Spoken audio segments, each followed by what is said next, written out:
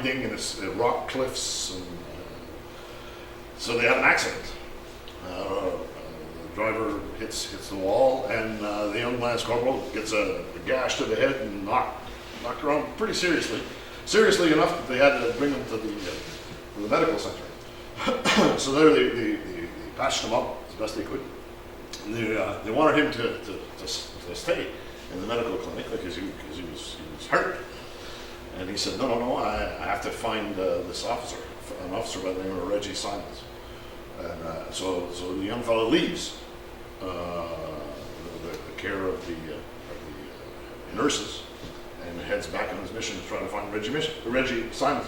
And shortly thereafter, within hours, the Repulse Bay Hotel was attacked and hit by shells and all kinds of things. And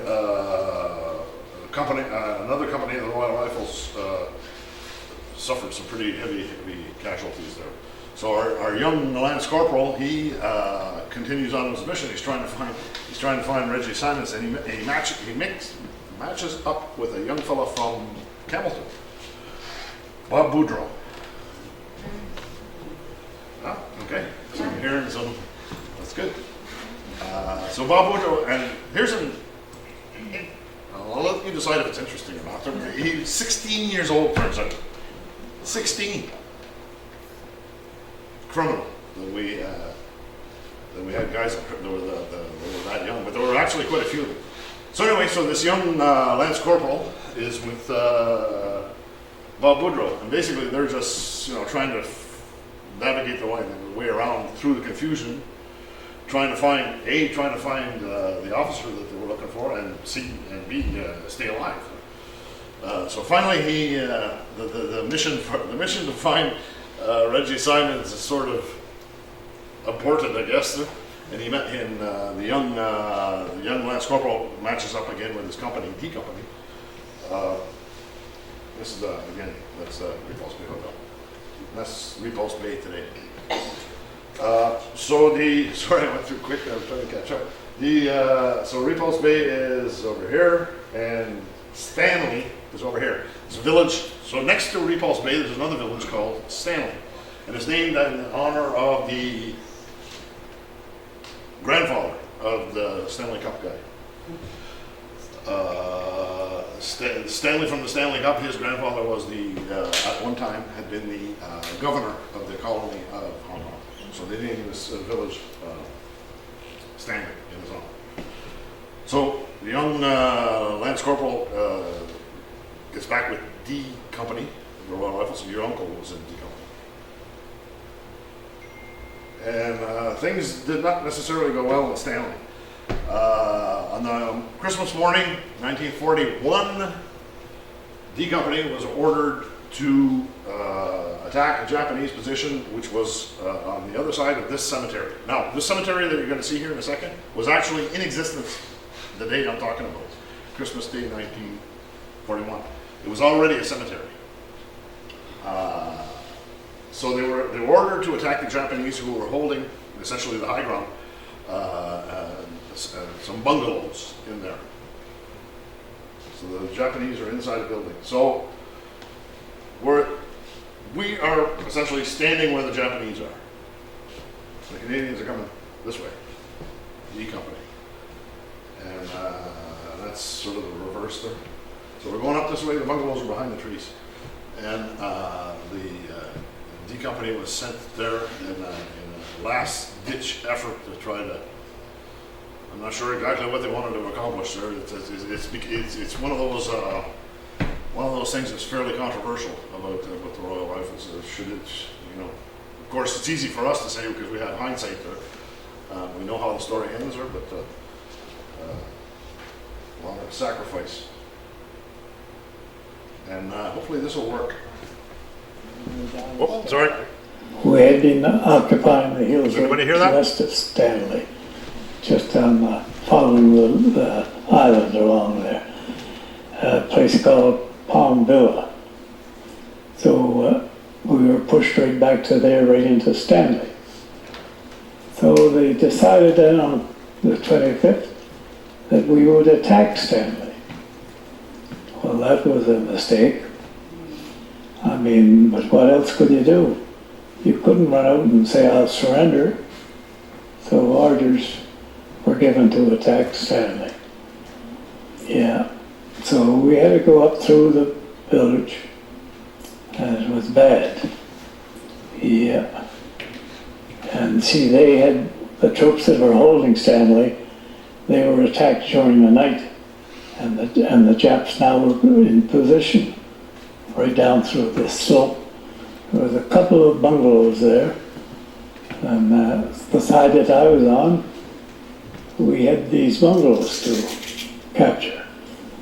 So we had to go up through a cemetery, an old cemetery.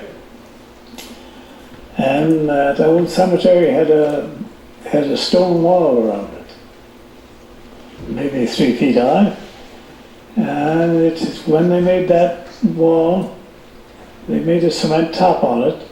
And while the cement was fresh, they saturated that cement with broken bottles, all broken glass. Eh?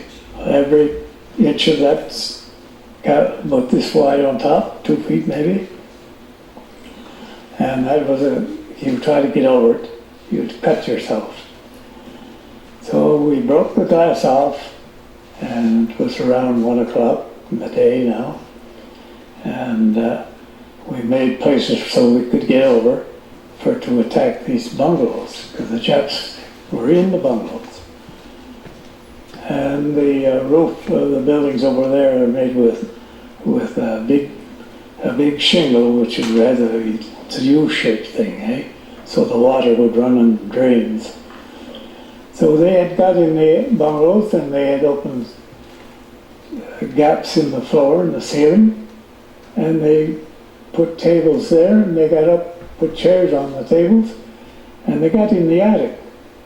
So all they had to do was push off a shingle, and there they could look right down at us coming up through the cemeteries. So that's where most of the fire, and you didn't know where it was coming from till we got the bungalows. But after we got the bungalows, we took the bungalows back from the Japs. But that was where we lost most of D Company. Yeah. I think we were 74% casualties by that time. We got the place, but we couldn't hold it. They immediately counterattacked again. They just had these reserves right there. So that's when we were finished there that day, and then we made our way. We got orders to come back to Stanley. So we dragged our wounded, and the dead, we left them there. And that we held that until in the night orders came through that the British were going to call a quit. And that's where it ended. Just a word on the gentleman in the clip. That's Sergeant Lance Ross, member of the Canadian Military Hall of Valor, essentially a Hall of Fame for soldiers, from Hopetown, D Company, Royal Rifles. It's not the last we're going to hear from him. Remarkable soldier. Ed Bugeaud from Manapedia was in D Company. Ed Bugeaud, for sure, was in D Company. This is the Canadian section of Stanley Cemetery.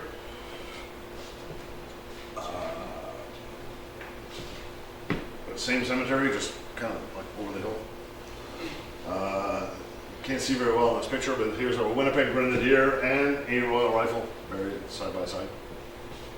And that's Frank Cormier. Frank Cormier was from New Richmond, Quebec. He was killed on Christmas Day, 1941. Many who were there believe that he was the last soldier killed in battle. He was the father of 3 children.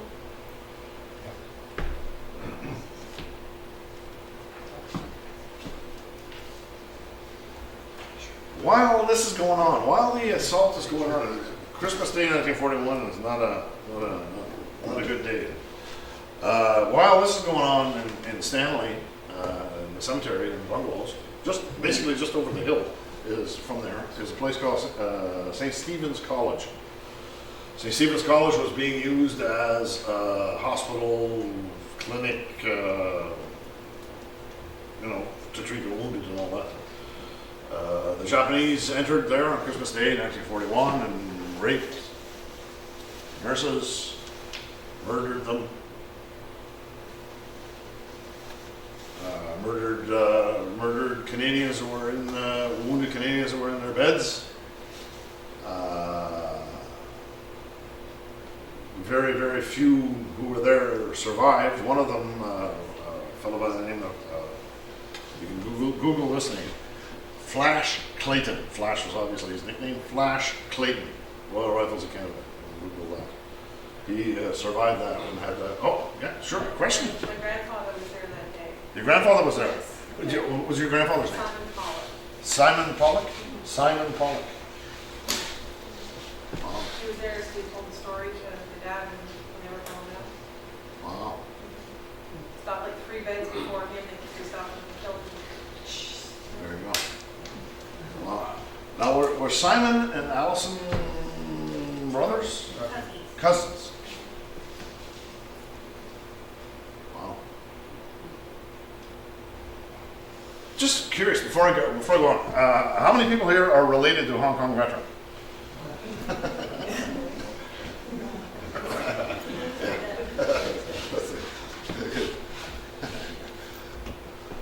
So, yeah, Christmas Day 1941, pretty horrible day.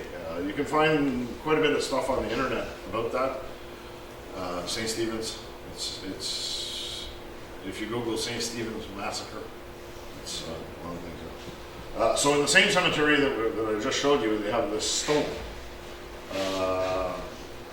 Basically, that's the only, if you're wandering around that area, that's the only reminder. There's a headstone amongst all the other headstones in the cemetery. It seems to me that we could have put a plaque up there or something, but I guess I'm not in charge. I'm not in charge of Hong Kong.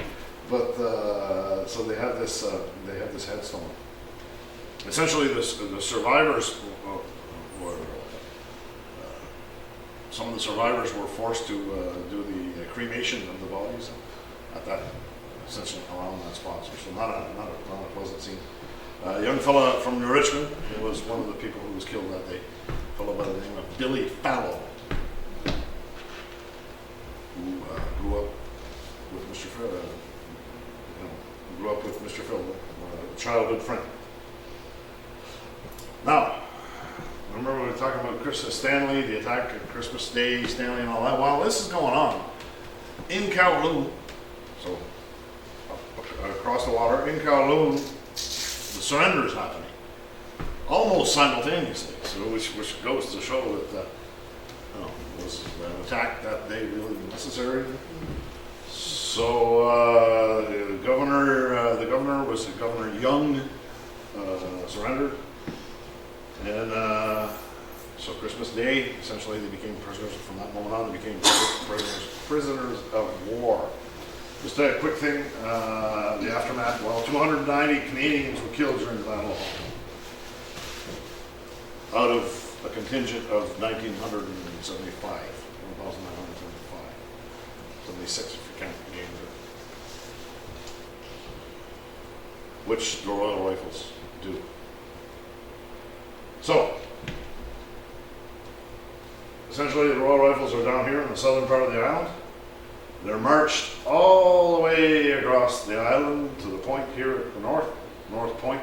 It's actually called North Point, to their first prisoner of war camp.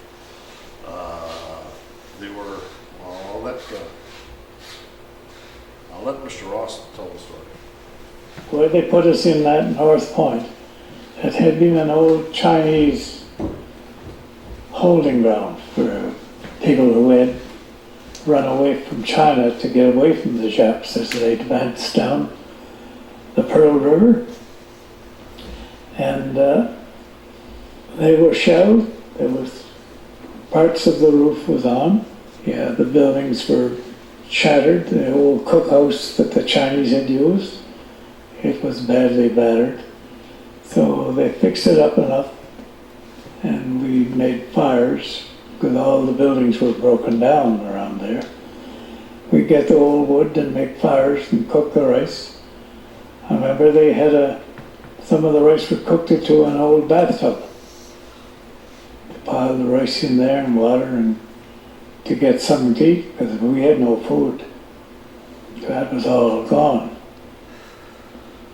So, and then they started taking us across the harbor on ferry boats to work on the Kai Tak airport. We were still at North Point. The airport at Kai Tak wasn't very long. And at the west end of the airport, Kai Tak, there was a Chinese village there called Kai Tak. So the Japanese just brought in a couple of bulldozers and some tanks, and they flattened all these buildings. They knocked this village right down. And then we had to fill it in, and they brought the railways, little narrow railways, and cars, and we started to dig down a hill.